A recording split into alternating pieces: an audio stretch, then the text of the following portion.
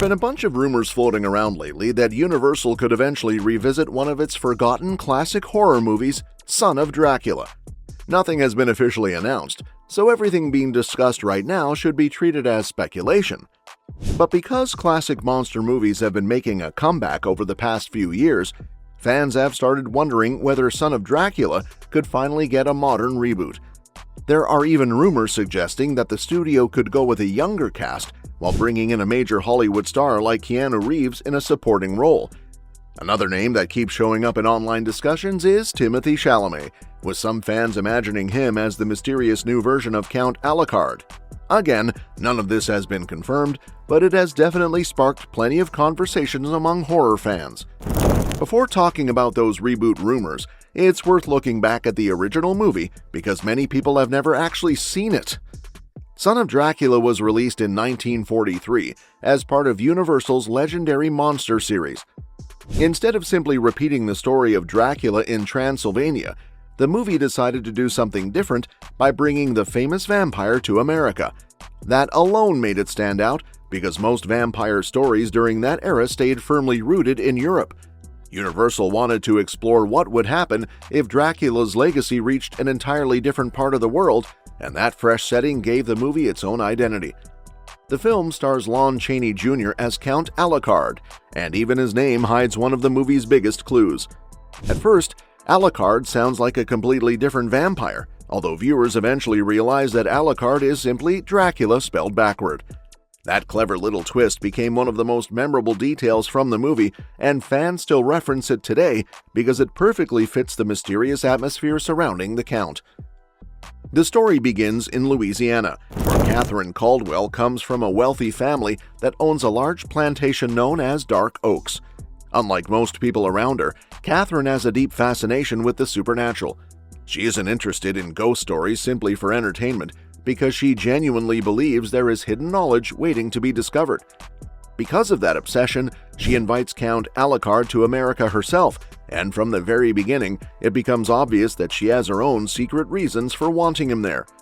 Not long after Alucard arrives, tragedy strikes the Caldwell family. Catherine's father, Colonel Caldwell, suddenly dies from what appears to be a heart attack. His death creates immediate tension because his estate is divided between his two daughters. Catherine inherits the family plantation known as Dark Oaks, while her sister Claire receives the family's financial fortune. Although everything appears normal on the surface, the timing of Colonel Caldwell's death feels suspicious enough to make everyone uncomfortable. Things become even more shocking when Catherine unexpectedly marries Count Alucard almost immediately after her father's death. The decision completely blindsides everyone around her, especially her longtime fiancé, Frank Stanley. He cannot understand why Catherine would suddenly abandon the man she supposedly loved in favor of a mysterious foreign nobleman who had only recently arrived in town. Everything happens so quickly, so Frank becomes convinced that something sinister is happening behind the scenes. His suspicions continue growing until he finally confronts Catherine and Alucard at Dark Oaks. During the heated argument, Frank completely loses control and pulls out a gun. He fires directly at Alucard, expecting to kill him, although something impossible happens instead. The bullets simply pass through Alucard's body as though he isn't even human. Instead, Catherine is struck by the gunfire. Thinking he has accidentally murdered the woman he still loves, Frank panics and rushes away to bring Dr. Brewster back to help. When Dr. Brewster finally reaches Dark Oaks, he expects to find a crime scene.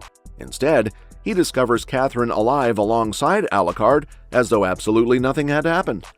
The strange couple calmly explains that they plan to spend their time conducting scientific research, although they insist that anyone wishing to visit should only come after sunset. That request immediately raises red flags because it sounds completely unnatural, and Brewster begins realizing that something far more mysterious may be happening. Meanwhile, Frank remains convinced that Catherine died from the shooting. Filled with guilt, he goes directly to the authorities and confesses everything. But when the sheriff investigates Dark Oaks, he actually discovers Catherine's lifeless body and sends it away to the morgue. Suddenly, Frank's confession appears completely accurate, and he is arrested for murder. Frank suddenly realizes that time is running out because if Alucard isn't stopped soon, both of them may lose their humanity forever. Although Frank struggles with this terrifying revelation, he eventually understands that Alucard must be destroyed. Catherine explains one crucial weakness shared by all vampires: they depend on their coffins as safe places during daylight because sunlight will destroy them if they have nowhere to hide. That single piece of information becomes the key to ending the nightmare. Frank manages to escape from jail and tracks down Alucard's hidden coffin. Knowing exactly what must be done, he sets the coffin on fire before sunrise. Alucard no longer has any protection from daylight, so the rising sun leaves him completely vulnerable. As morning arrives, the vampire is finally destroyed. Dr. Brewster, Professor Laszlo, and the sheriff later discover only his burned remains, confirming that the ancient monster has finally been defeated. Although Alucard is gone, the story still refuses to deliver a happy ending.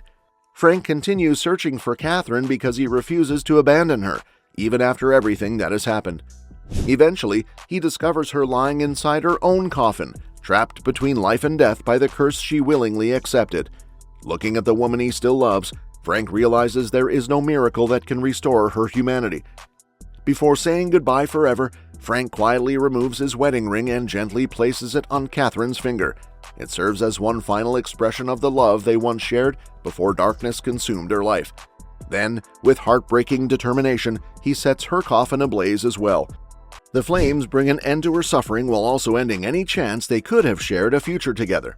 When Dr. Brewster, Professor Laszlo, and the sheriff finally arrive, they silently watch as Frank mourns the devastating loss of the woman he never stopped loving. That emotional ending remains one of the reasons Son of Dracula still stands apart from many other classic Universal monster movies. It isn't simply about defeating a vampire, because it also tells a tragic love story where ambition and the desire for immortality ultimately destroy everything. That is exactly why some fans believe a modern reboot could work today. Instead of focusing only on horror, filmmakers could explore the emotional relationship between Frank, Catherine, and Alucard while expanding the supernatural mythology. According to online rumors, Universal may be considering bringing back several of its classic monsters in new ways, and Son of Dracula is one title that keeps appearing in fan speculation. And that's that for today's video. Thanks for watching, and we will see you in the next one. And don't forget to like this video, share it with your family and friends, and subscribe to our channel to stay in the loop.